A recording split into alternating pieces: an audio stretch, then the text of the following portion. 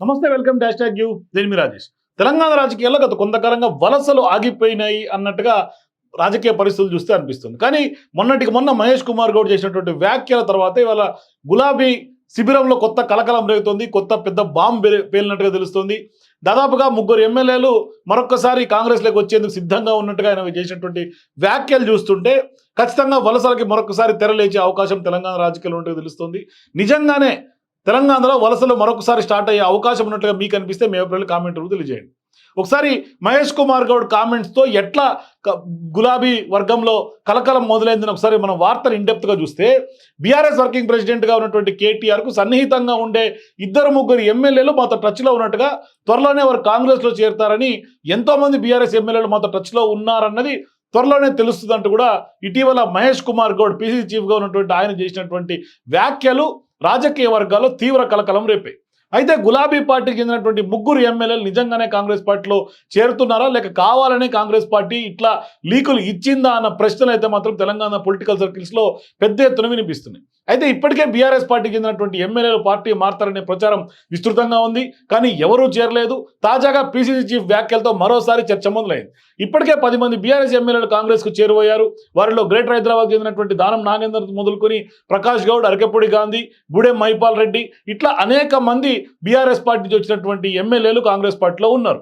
So ఇప్పుడు Congress party రాబోయే greater ఎన్నికలు దృష్టిలో ఉంచుకొని, మరొక వైపు స్థానిక సంస్థల ఎన్నికలు కూడా దృష్టిలో పెట్టుకొని చేరికలను మరొకసారి స్పీడప్ చేయాలని, స్పీడ్ పెంచాలని భావిస్తున్నట్టుగా ఈ వ్యాఖ్యలు చూస్తే అర్థమవుతుంది. అందులో భాగంగానే బీఆర్ఎస్ ఎల్పీని విలీనం చేసే దిశగా అడుగులు వేస్తున్నట్లు తెలుస్తుంది. తాజాగా మరో 2-3 ఎమ్మెల్యేలు చేరబోతున్నారంటూ కాంగ్రెస్ పార్టీ లీకులు ఇచ్చింది. గ్రేటర్ చెందినటువంటి కొంతమంది ఎమ్మెల్యేలతో కూడా ఇప్పటికే సంప్రదింపులు జరిపినట్లుగా సమాచారం. అవసరమైతే ఒకరిద్దరు క్యాబినెట్లకి చోటు ఇవ్వాలని కూడా పార్టీ నిర్ణయానికి వచ్చినట్లుగా ప్రచారం అయితే జరుగుతోంది. అయితే వారి చేరికపై మాత్రం ఇంకా క్లారిటీ లేదు. గత ప్రభుత్వంలో కీ రోల్ పోషించినటువంటి 2 మాజీ మంత్రులు సైతం కాంగ్రెస్ కూటికి చేరబోతున్నట్టుగా ప్రచారం పెద్ద ఎత్తున జరుగుతోంది. వారిలో ఒకరు విద్యా సంస్థలు ఉండగా వాటిని కాపాడుకోవాలనే ఉద్దేశంతో కాంగ్రెస్ కండువా కప్పుకునేందుకు సిద్ధమయ్యాలని కూడా టాక్ వినిపిస్తోంది. అంతేకాకుండా ఆయనపై పేట్ బషీరాబాద్లో భూ కబ్జా చేశారన్న ఆరోపణ కేసు సైతం ఉంది. ఇక గొర్రెల స్కీమ్లో ఆరోపణలు ఎదుర్కొంటున్నటువంటి మరో మాజీ మంత్రి సైతం హస్తం గూటికి చేరాలనే ఉత్సాహంతో ఉన్నట్లుగా స్పష్టంగా తెలుస్తోంది. దీంతో ఇప్పుడు గ్రేటర్లో కాంగ్రెస్ పార్టీ పాగా వేయాలనే లక్ష్యం కొంత నెరవేర్చుకునే కార్యక్రమం ఆ వ్యూహం కనిపిస్తుంది. వీరితో పాటే మరికొంతమంది బీఆర్ఎస్ పార్టీ ఎమ్మెల్యేలు కూడా తమ వ్యాపారాలను చక్కబెట్టుకునే ఉద్దేశంతో కాంగ్రెస్ పార్టీలో చేరేందుకు ఆసక్తి చూపుతున్నారని సమాచారం. వీరిలో గ్రేటర్ చెందినటువంటి వారే ఎక్కువగా ఉన్నట్లుగా టాక్ వినిపిస్తోంది. అధికార పక్షాన్ని అడ్డు పెట్టుకుని వారి బిజినెస్ ను కాపాడుకోవాలనే లక్ష్యం పెట్టుకున్నట్లుగా తెలుస్తుంది.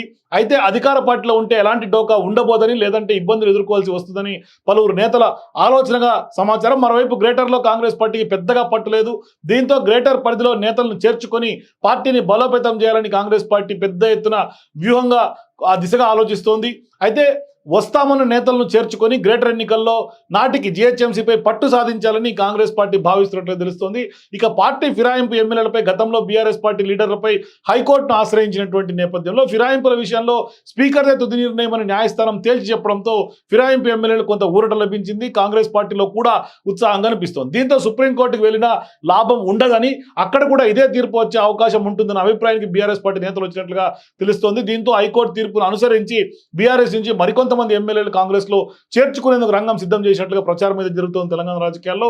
అయితే ప్రజల్లో ప్రభుత్వంపై వ్యతిరేకత మొదలైందని బీఆర్ఎస్ ప్రచారం చేస్తున్నటువంటి నేపథ్యంలో ఈ అంశాన్ని డైవర్ట్ చేయడం కోసం బీఆర్ఎస్ పార్టీ ఎమ్మెల్యేలు తమ పార్టీలో చేరబోతున్నారని కాంగ్రెస్ ప్రచారం చేస్తుందంటూ కూడా గులాబీ పార్టీ నేతలు ఆరోపిస్తున్నారు.